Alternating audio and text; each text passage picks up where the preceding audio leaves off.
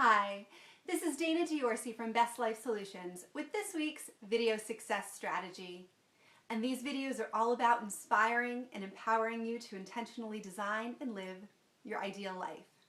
So this week, I'd like to talk with you about the quest for happiness and how most people have it backwards. So have you ever caught yourself saying something like, if I could just get a new job and get out of this one, I would finally be happy. Or if only I could find, my soulmate or that right person for me, or if I could get married, then I'd be happy. Or if I only made a little more money, then I could be happy. So if you've ever caught yourself saying that, you're not alone. Most people do that. And I just want to say that it actually works quite the opposite way. So people typically think that happiness is an end result of reaching a goal or getting something they want. And it's just the opposite. So what really happens is you're more likely to achieve that goal or get what you want the happier you are inside. Happiness is an inside job. And if you're not happy now, you're not going to be any happier once you achieve something or get something or add something into your life. So what you really want to do is focus on your inner happiness. And I'm just going to share with you 4 quick tips for how you could increase your set point of happiness. And the first is really to just cultivate an attitude of gratitude. And if you've been following me for a while, I talk about gratitude a lot, but it's really appreciating all that you have in your life so far. And there are a few ways that you can just kind of remind yourself of that on a daily basis.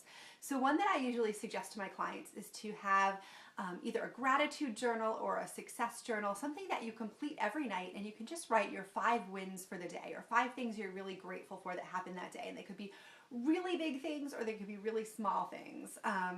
But just to capture those and write them down. And it's nice to go back and look at those. And one other thing you can do is even kind of make a group activity out of this. I'm actually in a mastermind group myself.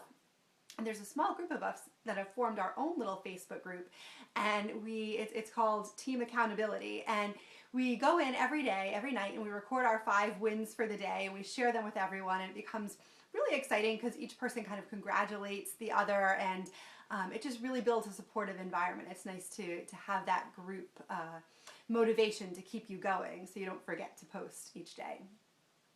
Secondly, my second tip is to really focus on forgiveness. So people that are holding grudges or angry with other people, that really blocks your happiness. So really trying to forgive anyone in your life who you feel like has wronged you or hurt you, and come from the frame of mind where, most people are they're doing the best they know how to do on a daily basis.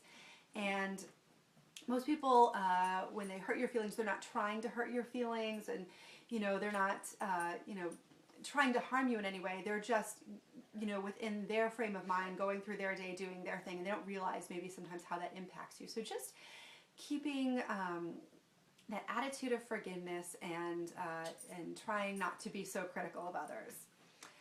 The third tip is to stop complaining. So also, if you followed me, you know that I always talk about taking 100% personal responsibility. And so instead of complaining or blaming or whining, take action. So that could be taking action on your own part or making a request of someone. So if something someone does is bothering you, instead of complaining about it over and over, probably to your other friends, really directly confront that person and, make a request of them. And then, and the other thing I want to say about that too is that which doesn't mean, everyone has a need to vent every now and then. So you still can vent, but maybe, talk to your friends and talk to your family and say, I'm working on, not complaining as much and not whining or blaming things. But on occasion, I'm going to need to just vent for, 30 seconds to 2 minutes about a particular topic and then cut me off. Don't let me go any further. Stop me, hold me accountable and make me take action. And so it's nice to have that little trick where you can make your friends and family aware of it, and they can help hold you accountable.